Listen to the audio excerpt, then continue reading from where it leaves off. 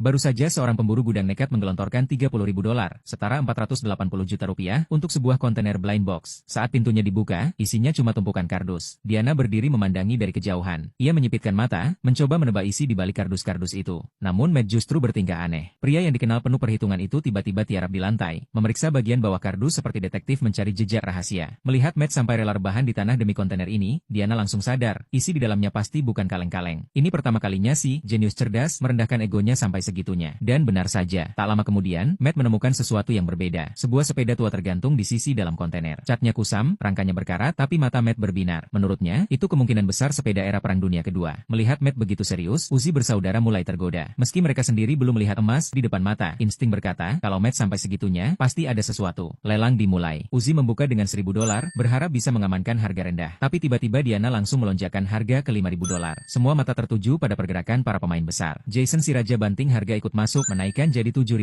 Lalu Matt meledak. Tanpa ekspresi, ia menaikkan tawaran menjadi $15.000 sekitar 240 juta rupiah. Ruangan langsung hening. Uzi saling pandang. Mereka tetap melawan. Tambah 1.000. Matt jagoan mimin tak goyah. Ia melonjak ke $23.000. Bahkan juru lelang sempat memastikan ulang angka tersebut, takut salah dengar. Shiloh mulai panas. Kalau bukan karena dicegah, mungkin adu fisik sudah terjadi. Setelah menenangkan diri, mereka naik lagi ke $27.000. Matt, yang kemarin baru rugi $2.000, mulai ragu. Kalau kontainer ini kosong, ia bisa tekor lebih dari $10.000. Untuk pertama kalinya malam itu, si kuda cerdas mundur. Uzi bersaudara menang. Pembongkaran dimulai. Kardus pertama berisi perlengkapan militer era Perang Dunia Kedua, barang langka yang tak mudah ditemukan. Kardus kedua membuat mereka terpaku. Sebuah mesin besar mirip meriam. Bentuknya unik, misterius, dan jelas bukan barang sembarangan. Kardus berikutnya berisi alat komunikasi lawas, semacam perangkat radio jadul berukuran besar. Satu persatu, isinya mulai terlihat menjanjikan. Namun yang paling membuat penasaran adalah benda besar di bagian terdalam kontainer, tertutup kain putih. Saat kain itu ditarik, mereka menjerit. Sebuah motor klasik bergaya militer muncul di hadapan mereka. Jika benar kendaraan tempur era Perang Dunia Kedua, nilainya bisa tembus $20.000